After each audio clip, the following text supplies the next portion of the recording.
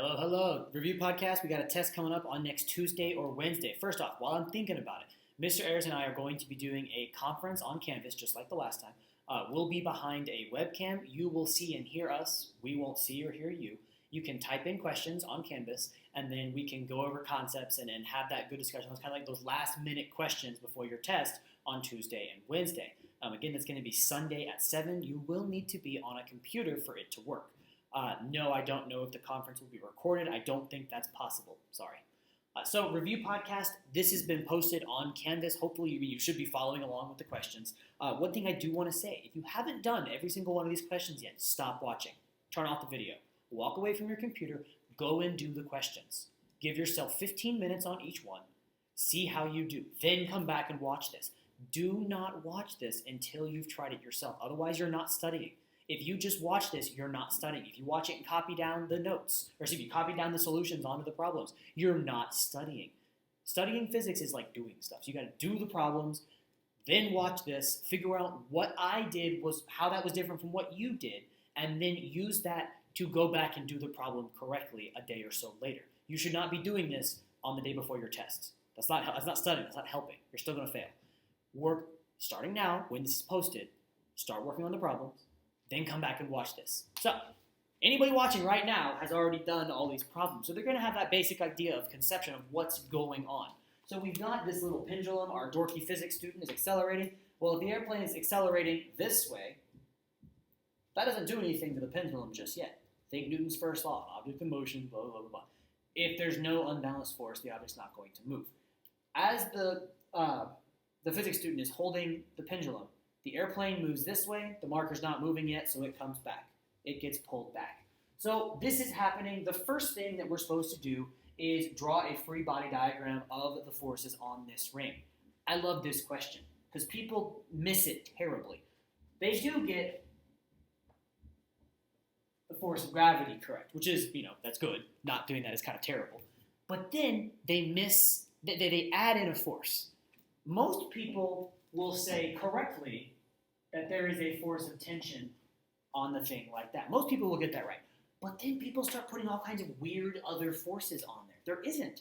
Nothing's affecting it. The plane happens to be moving, but that doesn't mean that the pendulum magically has some other force. So anyway, this free body diagram, that's all we have going on. Tension is pulling the thing up, gravity is pulling it down. The next bit says determine the minimum length of the runway. We're trying to find the delta x. This is kinematics. You haven't seen this in a while, but there will be kinematics questions on your test. You will need to be able to do that. So you're going to do it the exact same way that you've done before. You're going to look at things that you know.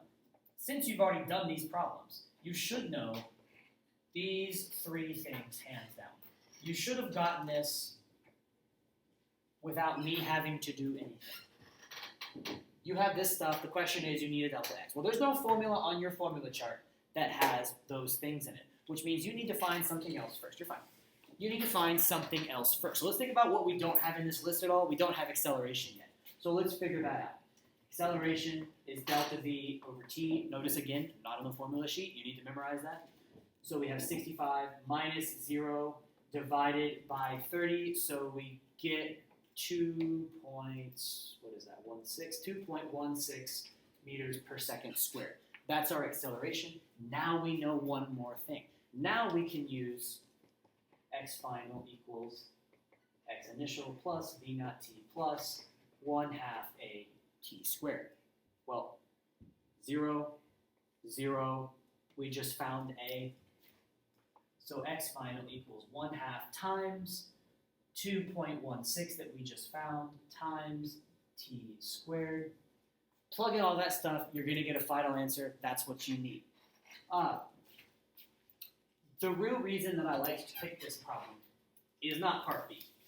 It's part A and part C. Making that free body diagram and then thinking about what is that angle that the string makes. And for this, we need to go back to our free body diagram.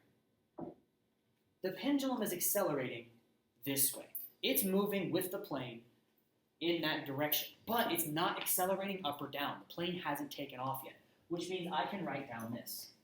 Net force in the y direction equals 0. Well, the net forces that we have in the y direction are the force of gravity pointing in the negative direction and the y component of tension. Now there's an x component, there's a y component. We only care about Fty. And to make this a little bit clearer, what I recommend you always do, I haven't done it yet, but what I recommend you always do is go off to the side and draw a separate vector triangle. Don't try to do this on your free body diagram. I see a lot of mistakes made that way. Draw things off to the side.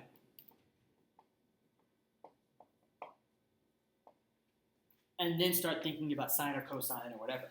Fg, we know what that is. Mg, that's just an always thing. Fty, based on our angle that we're given, Fty is the adjacent angle, or the adjacent side, excuse me. So Fty, we can automatically write down Ft cosine theta, and that equals 0. Well, now we're running into a bit of a problem here, because we know M, I believe. We obviously know G. Where am I saying? We are looking for theta, but we don't know the force of tension. So we don't freak out. This is still good information. We're going to leave this here. But we're going to have to go out to the side and do something about Ft. We can't just find Ft, but let's think about Ftx. We've already done Newton's second law in the y direction. Let's do it in the x direction. We already found the x acceleration. This was the 2.16 meters per second squared number. This is going to expand into only one force. Ftx is the only force in the x direction, equals m times 2.16 meters per second squared. Or we can write it a little bit more friendly-ish as 2.16 m. Now, I know a lot of you guys are being left behind by the weirdness of what we're doing here. Just try to follow along. We're doing step by step. We're saying Newton's second law in the y direction and Newton's second law in the x direction, just as two separate things. And then we think to ourselves, how are we going to get from Ftx to Ft to be able to plug it in here? And so to make that happen, we're going to do a little bit more trig. We know that Ftx is Ft sine theta. This is the opposite side. So we know that that is Ft sine theta. We just know that. Well, Ftx is equal to both of these things, which means we can combine those and say Ft sine theta equals 2.16 m, or Ft equals 2.16 m over sine theta. Now we're going to take this, plug it way back in over here, and say negative mg plus 2.16 m over sine theta times cosine theta equals 0. Now I know that this looks scary, but it's not actually too bad. We can divide each term by m and cancel that out, which means I'm going to give myself some breathing room. What's left right here? Just negative g. And then plus 2.16 cosine divided by sine of theta. You should know from your trig classes that sine divided by cosine is tangent, which means cosine divided by sine is the opposite of tangent theta. You should be able to solve this. Now, if you didn't understand how to get from all of this mess to this, I completely get that. You're not going to have a trig this difficult on the test. Don't stress about that. But you should be able to get to this, no questions asked. You should be able to get to this, no questions asked. Those should not be challenging for you. The only reason I got to here is that you guys like to get the final answer. So solve that, get theta, whatever. The point I'm trying to make, Newton's second law in the y direction, Newton's second law in the x direction. You need to be able to do that for any problem that I give you. And we're back. Now, we know that, let me rephrase that. We're supposed to only draw the free body diagram for box 1 at the start, but we're going to need all these anyway, so let's just go ahead and throw everything down. Let's do all the free body diagrams at once. We can very easily say that we're going to have forces of gravity on all these things. But the labeling here is pretty important. You need to say what those forces of gravity are. They're either Fg1, FG2 or FGM. You should be pretty good at this by now, so I'm going to push us ahead. No, I lied. FG1, FG2, and FGM. We need to label that to make sure we know what's going on. Then we have a normal force for this box because it's on a surface, a normal force for this box because it's on a surface, but no normal force for this box because it is not on a surface. Notice how I'm drawing the normal forces as normal force 1 and normal force 2, and they're coming out of the ramp at an angle. They always go out of the surface. The problem tells us that it's sliding down the ramp this way, and that there are frictional forces pointing back. The frictional force, kinetic frictional force on this box is F. This one is 2F. Well, in addition, we've got some ropes being connected to these things. This one is going to feel a tension 1. This one is going to feel that same tension 1. Newton's third law, tensions are the same. This box is connected to a rope, so it's going to feel a tension 2, separate rope. This is also going to feel a tension 2. Now this is messy. I get that it's messy. I'm actually going to pull this up here a little bit just to make sure you can see that okay. Angling this is harder than you'd think. So make sure you get those down all okay, and then we're going to move from there. Now we're going to try to find the coefficient of friction between the ramp and box 1. This is actually, believe it or not, very straightforward. We only have one formula that has this in it. It is force of friction, kinetic, is mu k times normal force. Well, we know what this is. It's F. They gave it to us. We're going to plug that number in. Number times Fn. Well, we don't know Fn yet, but we do know that the normal force out of a surface always opposes anything that's pushing it into the surface. And in this case, we can break the force of gravity down into Fg1 parallel, Fg1 perpendicular, and we can go off to the side and do a little quick side problem to find the normal force. And like always, we're going to do that with Newton's second law. In this case, the perpendicular direction. It's equal 0 because it's moving only parallel to the ramp. So I can say that normal force, Fn1, minus Fg1 perpendicular equals 0. You need to have this memorized. You need to know that this is automatically Fg1 perpendicular cosine theta equals 0. And then you should also know right away that Fg1 is going to be calculated with m1g. So Fn1 equals m1g cosine theta. We take that, we plug it in here. When we solve, we end up with mu k is the force of friction divided by m1g cosine theta. That looks messy. That looks ugly. But let's double check with the problem. We must give our answers in terms of m1, m2, g, theta, and f. We've done that. We don't have anything in here we're not allowed to use, so this is our answer. Done. Be right back. All right, back and ready to go. Now we're on part C. Now we're trying to find what is this mass. Now remember, these are all variables, so we're not going to get an actual number, but we can get an expression that depends on m1, m2, g, theta, and f. So there's lots of ways to do this. Let me rephrase that. There's two ways to do it. One involves a lot of work. One is much more straightforward. It is the system approach. You are, of course, going to write down the word system so you don't look like you're just making stuff up.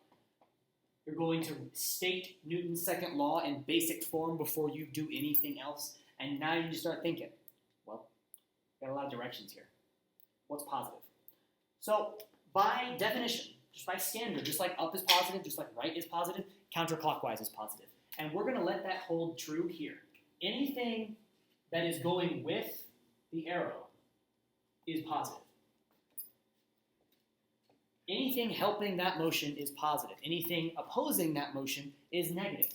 And so we're going to go through here step by step, looking at each individual thing. This is going to expand into a pretty big monster. It's going to be big. Let's get ready for that. Mentally prepare yourself for seeing a whole lot of stuff right there. But it's okay. Trust me, it'll work out in the end.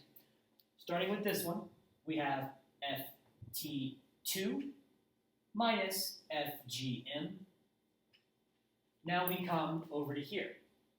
Well, this has two positive components. We have ft1, fg2 parallel.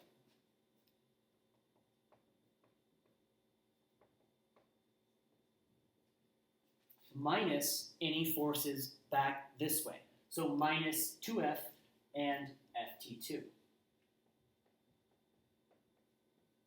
And now we do the same thing over here. Honestly, it looks exactly the same. We have this pulling this way. So plus fg1 parallel minus f and ft1. Actually got it right. And that equals the sum of all the masses. So equaling m1 plus m2 plus ma. Now, I'm going to go ahead and warn you, again, this is a hard problem. This is harder than what you will see on the test by like 2 degrees. I'm giving you this to focus on the concepts, the idea that, hey, this is a giant disaster, but I still know Newton's second law in a system, I can still do this. If you get to this stage and then just attempt to do something, you're going to get more points than you think you will. A lot of these problems are knowing the process. It's not about the answer. So, we see that that cancels out with that, and that cancels out with that, and then minus 2f minus f, those are going to combine. So this turns into negative mg. This turns into m2g sine theta. This and this combine to make minus 3f. This plus m1g sine theta equals m1 plus m2 plus m all times a. And that is the entire reason that I wanted to do this problem. Just to let you see a big old scary thing and then tell you the algebra on the test will not be this hard. By any means. It will not be this hard. So now that you've seen this, you've seen something up here, you know that it can look really scary. I promise you that it is not going to be that scary on the test. And I tell you that because every year, every time we give a variable problem, there's always the kids that leave it blank. They look at that and think, oh God, there's no numbers there. It's going to be a giant mess. I just have no idea what to do. I'm done. I'm just going to take the 0 out of 15 on this one. Don't do that. You can get so many points from doing the free body diagrams, from doing as much as you can. Even if you get messy subscripts, that's fine. Getting to this stage, it's never going to look this bad. And you can get here. You should have been able to follow me along with me here, here, here. If not, come talk to me right away. You should have been able to get to here. Even if you don't know how to solve it, you should be able to still get to here. See you in a minute for problem 3. All right, back with number 3. And compared to the last one, this one is going to be honestly pretty easy. We're actually going to be able to get answers relatively straightforwardly that aren't going to be ridiculous looking. Our first step, as always, no matter what they happen to tell us, is to get that free body diagram down. Now you may have noticed that I wrote down FT1 and then crossed it out. Here we have the same rope connecting these boxes. Since it's a massless rope, it's going to be the same tension all the way through. So I can just go ahead and label both of those FT right off the bat. At the beginning of this problem, this whole situation is stationary. It's not moving, which means this is going to be static friction. We're obviously going to have force of gravity on this one as well, and then it's on a surface, so a normal force pushing back. Since there's only one normal force, I don't need to label it Fn1. You can if you want to. Part B, we're trying to find the coefficient of static friction. I'm pausing there to emphasize the fact that that's not the whole problem. We're not trying to find just the coefficient of static friction. There is a condition there. Let's read it, what it says. Determine the minimum value of mu s that will prevent the blocks from moving. Okay, that means that's a clue. That's part of the problem. We can't just find any old formula. We have to say that will prevent the blocks from moving. That means something really awesome. We can instantly write down that. Forces are balanced. The net force equals 0. If you read to prevent the blocks from moving, or the blocks aren't moving, and you don't instantly write down this, you're in trouble. That's not going to be good for you. When you see that the blocks aren't moving, get this down right away. You have that knowledge, get it down. By the way, this applies to constant velocity too. You see the words constant velocity? You know that's true. Forces are balanced. So now we do the same thing we did for the last problem. We know that counterclockwise is our positive direction. So this is positive. Anything with that is positive. Anything against that is negative. Ft is with that. So Ft minus Fg2. And then Ft is now against that. Force of static friction is with the blue arrow. All of that still equals 0. Now, unfortunately, as I'm going through and grading myself, I've made a mistake. I got all really, really excited for saying the forces are balanced. I forgot to point out that these are the forces on a system. Now, the forces on the individual blocks are balanced, of course, too. But if we're going to do this whole thing, we need to balance out the forces. We need to say that the forces are balanced for the entire system. We can cancel out these. This right here, Fg2, is going to be m2 times g. You should know that. Force of static friction is always maximum force of static friction, which this is coefficient of static friction times the normal force. So we again run into the issue of, well, what's the normal force? We don't know. So let's look up here at our free body diagram. Think about the motion. It's not moving. That means the vertical forces are balanced. So over here off to the side, net y force equals 0. The net y force of this one, Fn minus Fg1 minus that, equals 0. So the normal force equals m1g. Bless you. This, you should know how to do this. Look at my little note at the end of the review about finding the normal force. Be sure you're ready for that. This is going to come into here, and so we're going to end up with negative m2g plus mu s times m1g. Mu s equals, let's see, m2g divided by m1g. The g's cancel out, and you're left with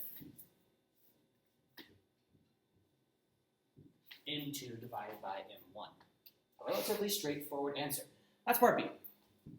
So, moving forward, the blocks are set in motion by giving into a momentary downward push. Things are now moving. That means this is no longer static friction. This is instead going to change into kinetic friction, and we need to completely redo our problem. But our system equation is not going to change except for that little k right there, saying k instead of s. So we still say Newton's second law for the system equals ma. A is no longer 0, but who cares? Positive ft minus fg2 plus ft minus ft, good lord, plus the force of kinetic friction, all equals ma. So we're going to go through the same thing we did before.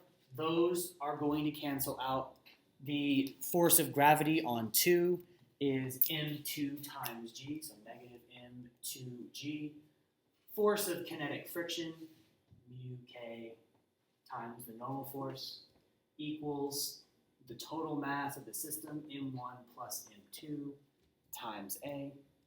Notice that we're just going very methodically here. I know I'm going fast, but each of these things comes from something else. Fg equals mg. You should know that. Force of kinetic friction equals mu k times Fn. You should know that too. Those should be kind of instinctual to you. Fn, that's kind of nice. We already found it down here. So we can say negative m2g plus mu k m1g, pull that right up into there, equals m1 plus m2 times a. Now let's double check right here. We are allowed to use m1, m2, mu k, and g for our answer, which means we're actually right about there. Divide both sides by m1 plus m2. It's not going to look pretty. We get a equals this. A really, really ugly looking fraction but that's okay. Variable answers are normally pretty ugly. You do not have to make them look pretty. If you get to this step, you are done. You have gotten a perfect score, no matter how ugly and terrible that might look. You've gotten this, you're done. We're going to put a box around this. And now leave it. We're going to come back to it. Skip this. We are now trying to find the tension in the string. That means that we are no longer concerned with the whole system. When we talk about the system, the tension cancels out. So now we just do a free body diagram, a Newton's second law for object 2. Net force on object 2, Ft minus Fg2. We're still going to use the blue arrow as our direction. That still holds. Equals m2 times A. Now we get to A. And this is kind of messy because we can't use A as our answer. We have to use these variables. And so you're not going to like this, but that's okay. I'm comfortable with that. I want you to take all this thing, and I want us to put a big old parentheses right here.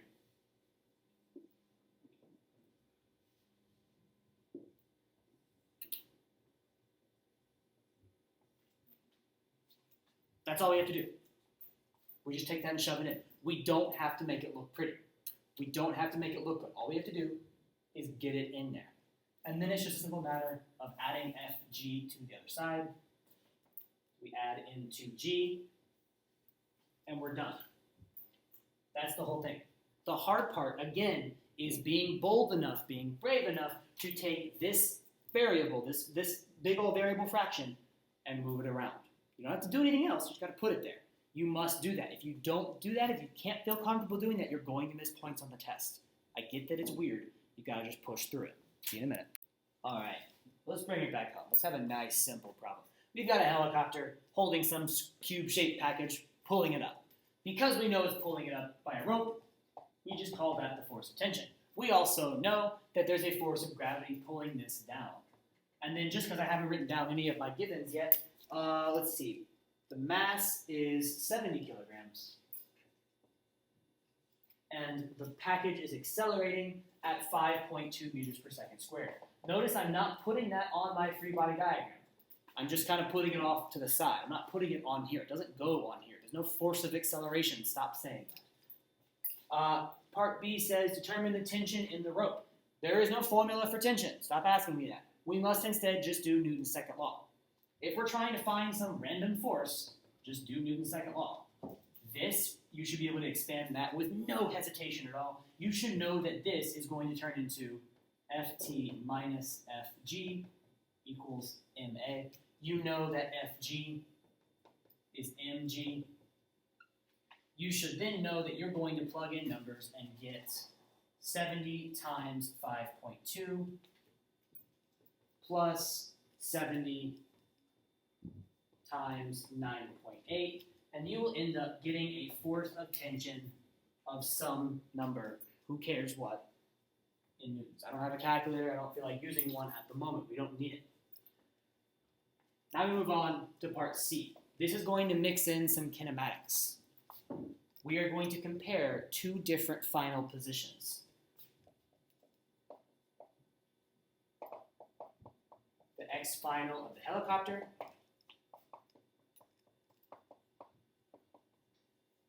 the X final of the package.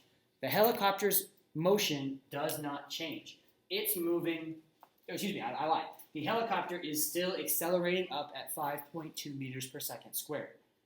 At this point, the initial velocity of both of them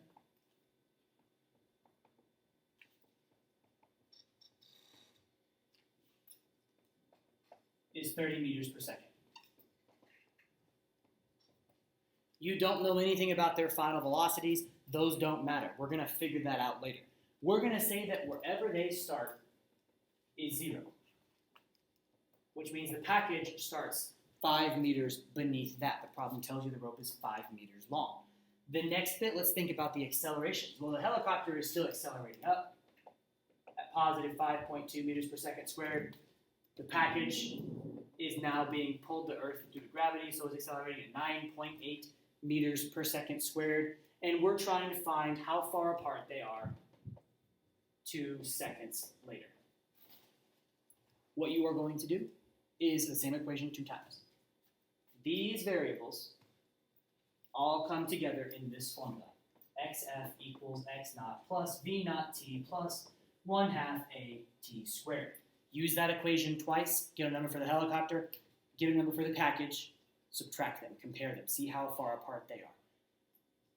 This is kind of the upper level of the kinematics you're going to see on the test. I mean, this is above the upper level. This is the upper level of the kind of problem you're going to see throughout most of the year. It's a relatively complicated problem, but you should be able to handle it. You should be able to find x final of the helicopter, x final of the package. You should be able to do both of those hands down. Be right back with 4. All right, folks, new day, new problem. On number 5, we've got this elevator car being pulled up by a counterweight. Now, I picked this problem for a very specific reason. It's to illustrate how crucially important Newton's second law is. This looks like a relatively challenging scenario, but it's not. Now, A says to just do a free body diagram of the elevator, but we're going to have to do it for both anyway. I'm just going to go ahead and throw down, because you already know, that this is the force of gravity on the 400 thing. We have a force of tension in that rope. On the counterweight, there's a force of tension in that rope. Take a quick second to verify.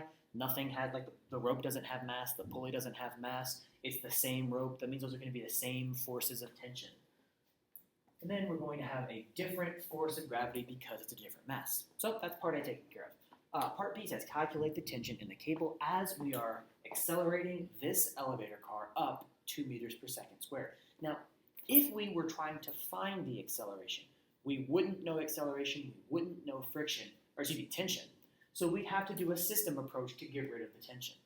But since we know the acceleration here, we actually don't really have to do the whole big system thing. Normally you find acceleration, then you're going to come back and find tension.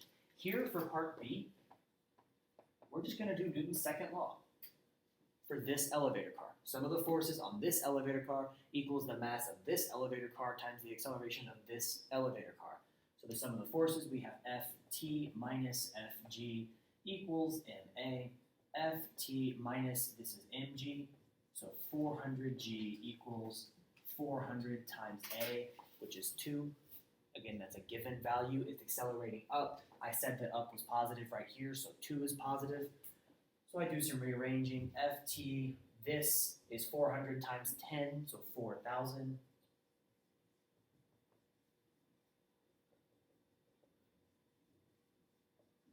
$4,800 newtons. Done. That's the whole problem. Now on to part C. Part C, we're going to be doing Newton's second law on this guy.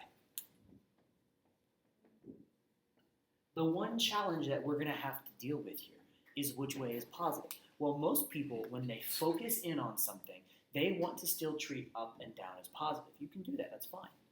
But be careful.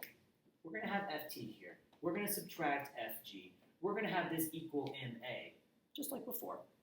Tension is going to be positive 4,800 minus big M times 10 equals big M times, well, what's the acceleration?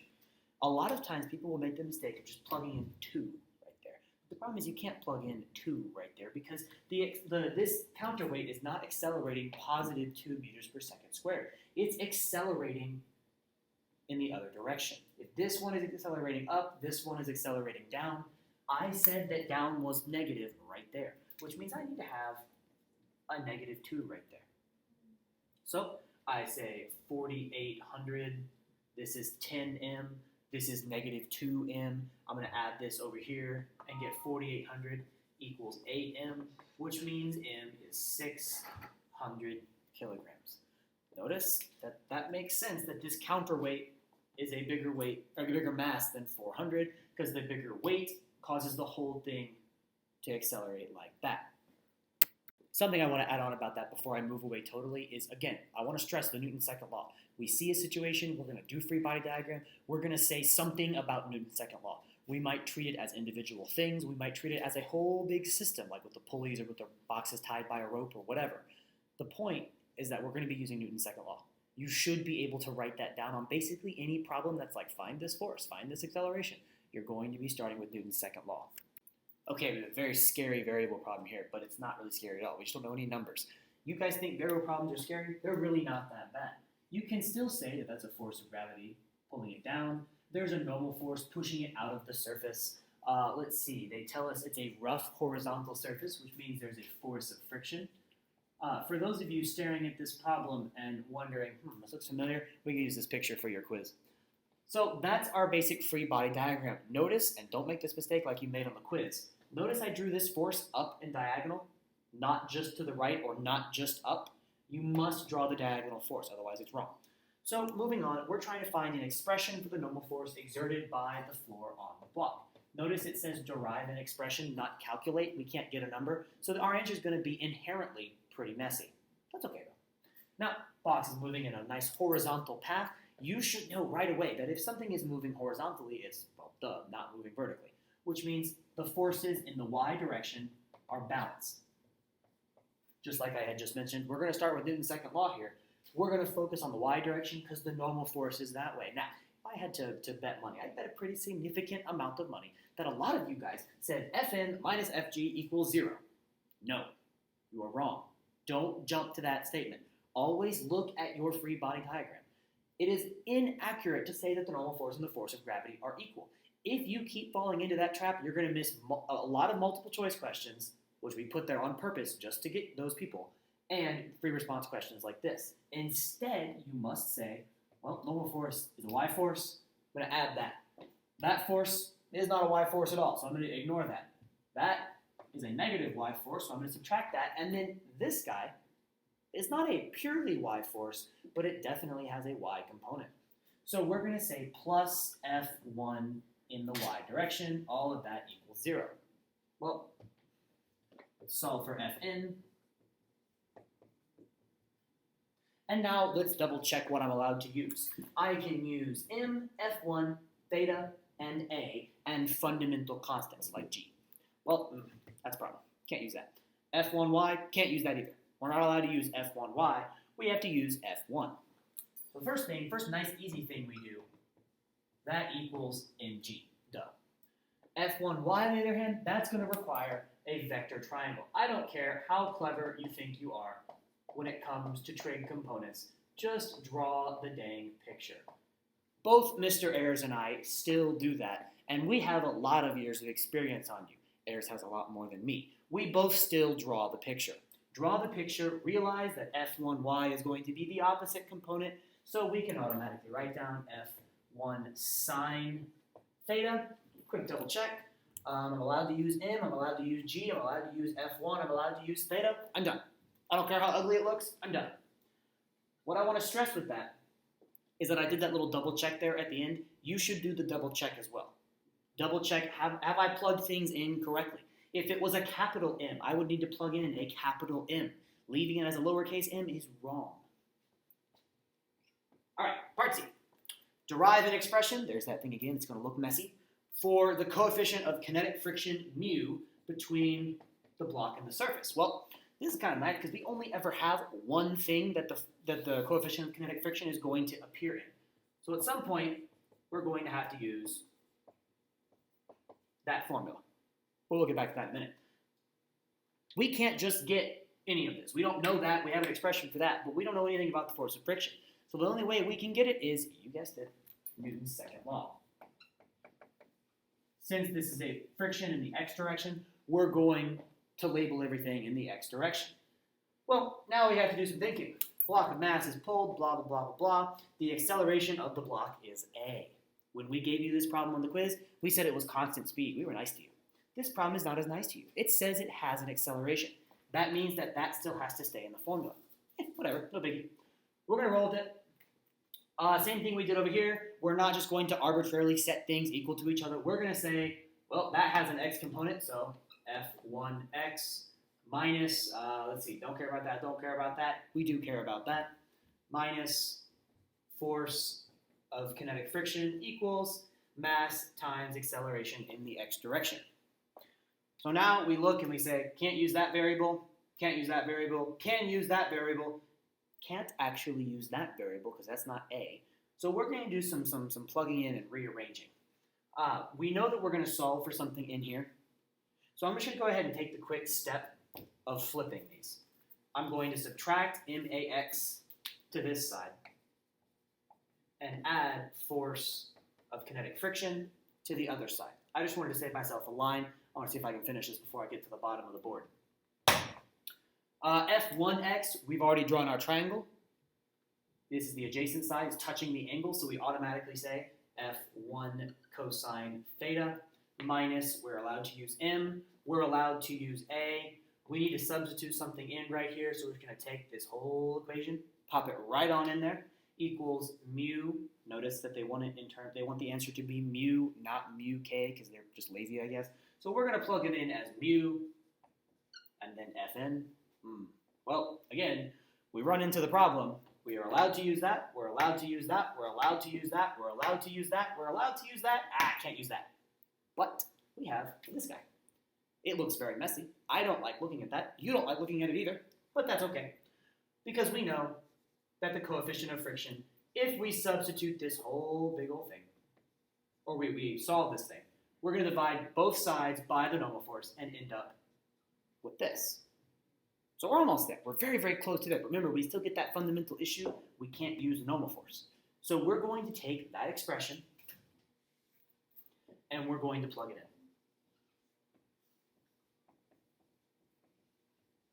Now think about all the classes you've been in before. There's no way you could have written that down and have it be a totally correct answer. Here, though, it's a totally correct answer, and that's really strange for some people, for most people.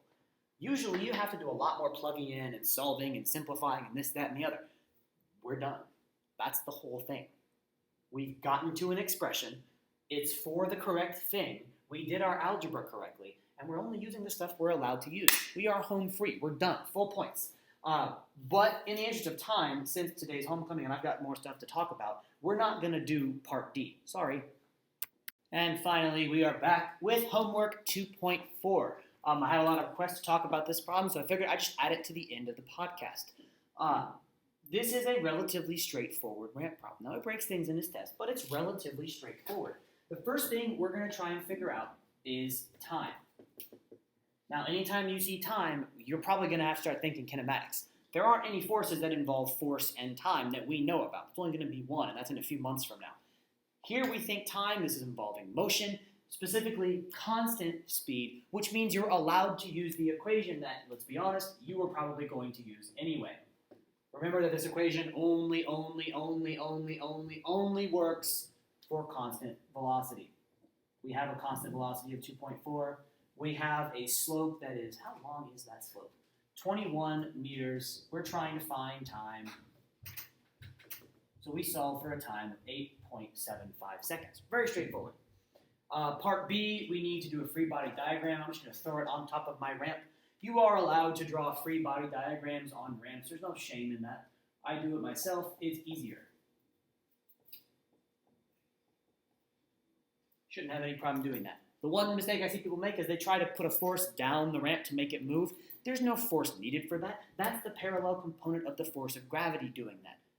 That's what's making the thing try to slide down. Speaking of which, we are trying to figure out something about the motion.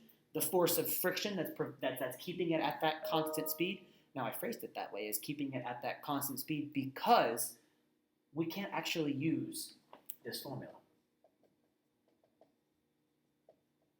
We don't know the normal force, we don't know the coefficient of kinetic friction. We could find the normal force, but we don't know the coefficient of kinetic friction. So instead, now we need to think, how do I find friction with these other forces? So we think Newton's second law. Net force equals mass times acceleration. You know what my next question is going to be. Which direction? Well, is it going to be perpendicular or parallel? Well, friction is in the parallel, so let's think parallel.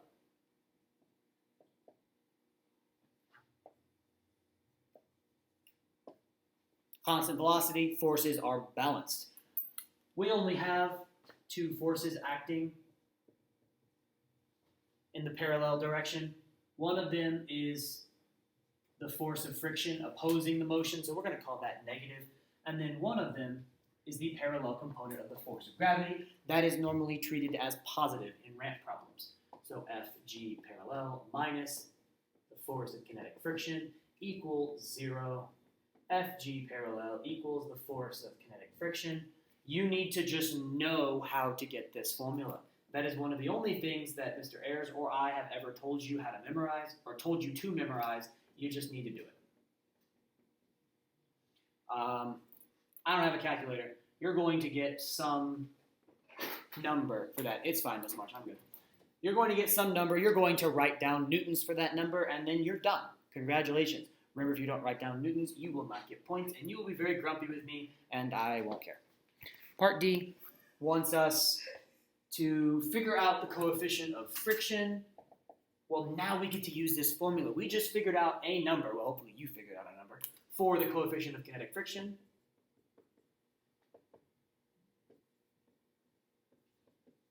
So we're going to take that. We're going to plug that in right there. We have that, but we don't have the normal force, which means we have to go off to the side and find the normal force. Anytime ever that we're going to find the normal force, we first start off with Newton's second law. This case, though, is going to be in the perpendicular direction.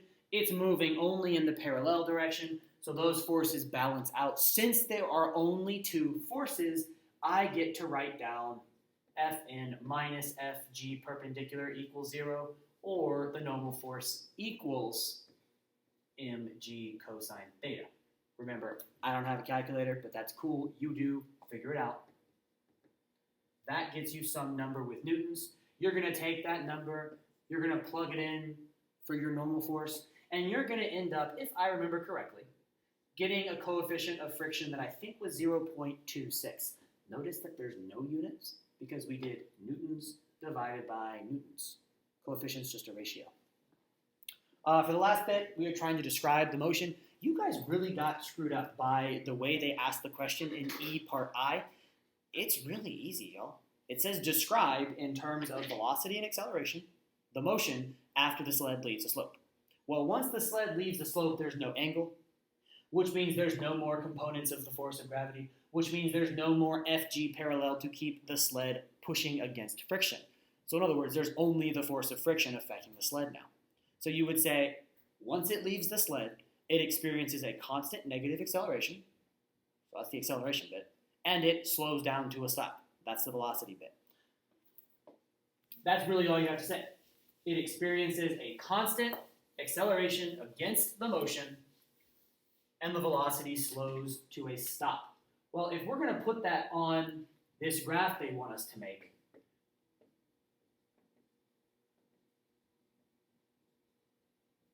we have the time on the ramp and the time after the ramp. We just said the velocity is constant and negative, the acceleration is constant and negative, and the velocity decreases to 0. Done. Before it left the ramp, that was the worst straight line I've ever drawn in my life. Before it leaves the ramp, it is a constant velocity. Constant, constant, constant, constant, because Fg parallel and friction are balanced, and then once it leaves, the influence of Fg parallel, only friction is acting on it, and friction constantly decreases it to rest. I saw a lot of this. I don't know why I saw that. That is actually a positive acceleration. I saw a lot of this. That is you thinking of a displacement graph. What you meant to do was a constant slowdown to 0. So, there's your review. For the normal force, look at my notes on the review. Figure those questions out. You should be able to look at a problem that looks like this. Let's say, a problem that's being pushed into the ground like that, and instantly say, oh, the normal force is bigger than the force of gravity. Or, oh, the normal force is less than the force of gravity. Or, oh, the normal force is equal to the force of gravity. We are expecting you to be able to do a lot of really quick little Newton's second law thinkings. You need to be able to look at a free body diagram or read about a situation and instantly know, when I say instantly, I mean after doing a very simple little bit of Newton's second law math or thinking, know what the acceleration is going to be. Is it going to be speeding up, slowing down, whatever. Remember, you cannot get direction of motion only from Newton's second law. All you can get is acceleration. So be careful with that. Also, do a little bit of brushing up on what negative acceleration means. It does not mean slowing down. It means the velocity is getting more negative. Positive acceleration also doesn't mean slowing down. It also doesn't mean speeding up. It means the velocity is getting more positive. That's all it means. That's all you can ever say about that. Remember, we're doing a conference on Canvas at 7 p.m. We won't see you there. You will see us there. Hopefully we see your names in our little chat box typing away, asking us questions. Good luck studying.